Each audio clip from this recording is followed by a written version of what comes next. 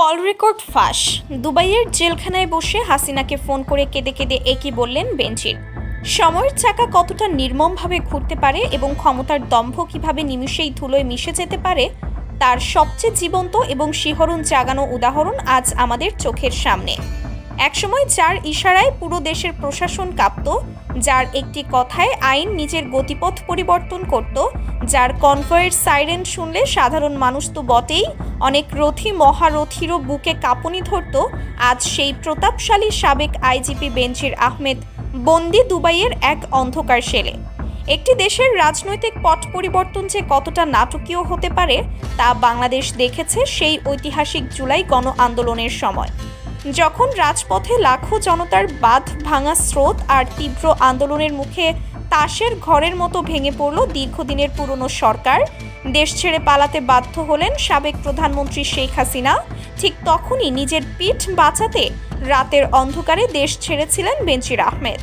তিনি হয়তো ভেবেছিলেন অঢেল সম্পদের পাহাড় আর ক্ষমতার দাপটে তৈরি করা তার অদৃশ্য সিন্ডিকেট তাকে পৃথিবীর যে কোনো প্রান্তে সুরক্ষিত রাখবে।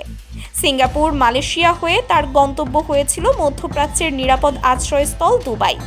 কিন্তু নিয়তির খেলা বড়ই অদ্ভুত। যে মানুষটি নিজেকে আইনের ঊর্ধ্বে বলে মনে করতেন তাকেই অবশেষে পড়তে হলো ইন্টারপোলের হাতকড়া। আর এই হাতকড়া পড়ার পর থেকেই শুরু হয়েছে এক চরম নাটকীয় অধ্যায়, যার প্রতিটি দৃশ্য হার মানাবে যে কোনো হলিউডের ডার্ক পলিটিক্যাল থ্রিলারকেও। বাংলাদেশের বর্তমান রাজনৈতিক প্রেক্ষাপট এখন সম্পূর্ণ ভিন্ন। গণ আন্দোলনের সেই উত্তাল দিনগুলোর পর রাষ্ট্র ক্ষমতায় এখন প্রধানমন্ত্রী তারেক রহমান। নতুন সরকার দায়িত্ব নেওয়ার পর থেকেই দুর্নীতির বিরুদ্ধে জিরো টলারেন্স নীতি গ্রহণ করেছে এবং বিগত সরকারের আমলের সব রাঘব বোয়াল, যারা দেশের সম্পদ লুণ্ঠন করে বিদেশে পালিয়েছে, তাদের দেশে ফিরিয়ে এনে বিচারের মুখোমুখি করার এক বিশাল মিশন হাতে নিয়েছে। আর এই এক্সট্রাডিশন বা বন্দি ফিরিয়ে আনার মিশনের অন্যতম প্রধান টার্গেট হলেন বেনজির আহমেদ।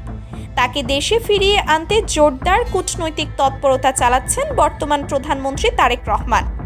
ইন্টারপোলের রেড নোটিশ এবং বাংলাদেশ সরকারের কড়া পদক্ষেপের কারণে দুবাই পুলিশের হাতে বেনজির গ্রেফতার হওয়ার পর থেকেই নতুন সরকার তাকে দেশে আনার জন্য আন্তর্জাতিক মহলে জোরালো ছক কষছে। আর ঠিক এই খবরটি দুবাইয়ের কারাগারে পৌঁছানোর পরেই রীতিমতো স্নায়ু রোগে ভুগতে শুরু করেছেন একসময়ের এই দাপুটে কর্মকর্তা। বিলাসবহুল জীবনযাপন করা একজন মানুষ যখন হঠাৎ করে বুঝতে পারেন যে তার সামনে আর কোনো রাস্তা খোলা নেই, তখন তার মানসিক অবস্থা ঠিক কতটা ভয়াবহ হতে পারে তা হয়তো সাধারণ মানুষের কল্পনারও বাইরে। ওপেন সোর্স ইন্টেলিজেন্স বা OSINT এবং আন্তর্জাতিক গোয়েন্দা মহলের বিভিন্ন গোপন সূত্রের বরাত দিয়ে এই মুহূর্তে নেট দুনিয়ায় এবং রাজনৈতিক অঙ্গনে এক চাঞ্চল্যকর খবর ঘুরপাক খাচ্ছে। আর তা হলো একটি অতি গোপনীয় অডিও কল রেকর্ডের ফাঁস হওয়া বিষয়বস্তু। দাবি করা হচ্ছে দুবাইয়ের চরম নিরাপত্তা বেষ্টিত জেলের ভেতর থেকে কোনো এক অজানা উপায়ে বেনজির আহমেদ যোগাযোগ করতে সক্ষম হয়েছেন সাবেক প্রধানমন্ত্রী শেখ হাসিনার সাথে। যেই নেত্রীর ছত্রছায়ায় তিনি একসময় ক্ষমতার একেবারে সর্বোচ্চ শিখরে আরোহণ করেছিলেন, আজ জীবনের এই চরম বিপদের দিনে সেই নেত্রীর কাছেই তিনি হাউমাউ করে কেঁদে উঠেছেন। ফাঁস হওয়া তথ্যের ভিত্তিতে জানা যায়, ফোনের ওপাশ থেকে এক চরম আতঙ্কিত এবং বিধ্বস্ত কণ্ঠে তিনি আর্তনাদ করে বলেছেন, আমাকে বাঁচান, যেভাবে হোক যে কোনো মূল্যে আমাকে এখান থেকে উদ্ধার করুন। দুবাই সরকারের উচ্চ পর্যায়ে আপনাদের যে গোপন যোগাযোগ আছে তা কাজে লাগান, কিন্তু আমাকে কোনোভাবেই বাংলাদেশে ফিরিয়ে নিয়ে যেতে দেবেন না। আমাকে বাংলাদেশে নিয়ে গেলে তারা আমাকে বাঁচতে দেবে না, আমাকে চিরতরে শেষ করে দেওয়া হবে। এই একটি মাত্র বাক্য আর এই কান্নায় ভেঙে পড়া কণ্ঠস্বর পুরো রাজনৈতিক সমীকরণে এক বিশাল আলোড়ন সৃষ্টি করেছে। একজন মানুষ যিনি জীবনের একটি বড় সময় ধরে দেশের সর্বোচ্চ নিরাপত্তা সংস্থার প্রধান ছিলেন, যিনি জানতেন রাষ্ট্রের প্রতিটি গোপন খবর, আজ কেন তিনি নিজের দেশেই ফিরতে এত ভয় পাচ্ছেন? একটু গভীরভাবে বিশ্লেষণ করলেই বোঝা যায় বেনজির আহমেদের এই চরম ভয়ের পেছনের কারণটা কতটা ভয়াবহ এবং লোমহর্ষক। তিনি খুব ভালো করেই জানেন দেশে ফিরলে তার পরিণতি কি হবে। নতুন সরকারের হাতে তার বিচার তো হবেই, কিন্তু তার চেয়েও বড় ভয় হলো সেই অদৃশ্য শক্তি বা ডিপ স্টেট, যাদের সাথে তিনি বিগত বছরগুলোতে কাঁধে কাঁধ মিলিয়ে কাজ করেছেন। দীর্ঘ কর্মজীবনে তিনি এমন অসংখ্য গোপন ব্লুপ্রিন্ট, রাজনৈতিক পট পরিবর্তন, গুম খুন এবং পর্দার আড়ালের অনেক নোংরা চুক্তির সাক্ষী ছিলেন, যা কখনোই প্রকাশ্যে আসেনি। তার কাছে এমন সব চাঞ্চল্যকর তথ্য এবং প্রমাণ সংরক্ষিত আছে, যা প্রকাশ পেলে শুধু তার নয়, বরং সাবেক সরকারের অনেক শীর্ষ নেতার মুখোশ চিরতরে খসে পড়বে। তিনি বুঝতে পারছেন, যদি তাকে দেশে ফিরিয়ে আনা হয় এবং রিমান্ডের মতো প্রক্রিয়ার মধ্যে দিয়ে যেতে হয়, তবে শুধু তিনি একা ডুববেন না, তার দেওয়া তথ্যে ফেঁসে যাবেন আরও অনেক মহারথী। আর ঠিক এই কারণেই তিনি সবচেয়ে বেশি ভয় পাচ্ছেন তার এক সময়ের মিত্রদের। কারণ রাজনীতির অন্ধকার জগতে একটি কথা খুব প্রচলিত, মৃত মানুষ কোনোদিন কথা বলে না। তাকে দেশে ফেরালে সেই অদৃশ্য ঘাতকরাই হয়তো তাকে চিরতরে নীরব করে দিতে চাইবে, যাতে তাদের গোপন সাম্রাজ্যের কোনো তথ্য নতুন সরকারের হাতে না পৌঁছায়। এই অজানা আতঙ্কেই এখন তাকে দুবাইয়ের জেলের ভেতর কুরে কুরে খাচ্ছে। তিনি শেখ হাসিনাকে স্পষ্ট ভাষায় বোঝানোর চেষ্টা করেছেন যে তাকে দেশে ফেরালে এমন সব তথ্য জনসমক্ষে আসবে, যা পুরো রাজনৈতিক ইতিহাসকে এক নিমিষে বদলে দিতে পারে।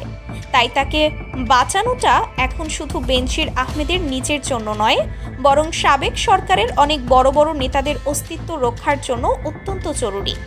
অন্যদিকে বর্তমান প্রধানমন্ত্রী তারেক রহমানের নেতৃত্বাধীন সরকার কোনোভাবেই এই ঐতিহাসিক সুযোগ হাতছাড়া করতে রাজি নয়। তারা দুবাই প্রশাসনের সাথে প্রতিনিয়ত উচ্চ পর্যায়ে যোগাযোগ রক্ষা করে চলেছেন। আন্তর্জাতিক আইন, বন্দি বিনিময় চুক্তি বা এক্সট্রাডিশন ট্রিটির বিভিন্ন ধারা ব্যবহার করে এই মাস্টার মাইন্ডকে দেশের মাটিতে এনে বিচারের কাঠগড়ায় দাঁড় করানোটা এখন নতুন সরকারের জন্য একটি বড় চ্যালেঞ্জ এবং একই সাথে জনগণের কাছে দেওয়া প্রতিশ্রুতির বাস্তবায়ন। সাধারণ মানুষ, যারা বছরের পর বছর ধরে তার ক্ষমতার অপব্যবহার দেখেছে, যারা তার দম্ভের কাছে নিজেদের অধিকার হারিয়েছে, তারা এখন অধীর আগ্রহে অপেক্ষা করছে সেই দিনের জন্য, যেদিন এই প্রতাপশালী ব্যক্তিটিকে সাধারণ অপরাধীর মতো আদালতে মাথা নিচু করে দাঁড়াতে হবে। রাজনীতির এই জটিল এবং রহস্যময় সমীকরণে এখন চলছে এক স্নায়ুযুদ্ধ। একদিকে বেনজির আহমেদকে দেশে আনার জন্য বাংলাদেশ সরকারের সর্বাত্মক কূটনৈতিক চাপ, অন্যদিকে তাকে আটকাতে সাবেক সরকারের আন্তর্জাতিক লবিং এবং ব্যাকডোর ডিলিং। এই পুরো দৃশ্যপট আমাদের স্মরণ করিয়ে দেয় যে ক্ষমতার অহংকার কখনোই চিরস্থায়ী হয় না। আজ যে মানুষটি আইনের রক্ষক হয়ে নিজেই আইন হাতে তুলে নিয়েছিলেন, অবৈধ সম্পদের পাহাড় গড়ে নিজেকে অজেয় ভেবেছিলেন, কাল তাকেই সেই আইনের গ্যাড়াকলে পড়ে বিদেশের মাটিতে বন্দী হয়ে অন্যের কাছে প্রাণ ভিক্ষা চাইতে হচ্ছে। প্রকৃতির এই নির্মম প্রতিশোধ সত্যিই অবাক করার মতো। দুবাই জেলখানার এই গোপন কল রেকর্ড, শেখ হাসিনার কাছে তার এই কান্নাকাটি এবং বেনজির আহমেদের এই চরম করুণ পরিণতি নিয়ে আপনার কি মতামত? আপনার অত্যন্ত গুরুত্বপূর্ণ এবং বিশ্লেষণমূলক মতামত অবশ্যই নিচের কমেন্ট বক্সে আমাদের সাথে শেয়ার করুন। এবং একেবারে ভেতরের খবরগুলোর গভীর বিশ্লেষণ পেতে সাবস্ক্রাইব করে পাশে থাকা বেল আইকনটি প্রেস করে রাখুন। দেখা হবে আগামী ভিডিওতে নতুন কোনো চাঞ্চল্যকর সত্যের সন্ধানে। ভালো থাকবেন, সুরক্ষিত থাকবেন। ধন্যবাদ।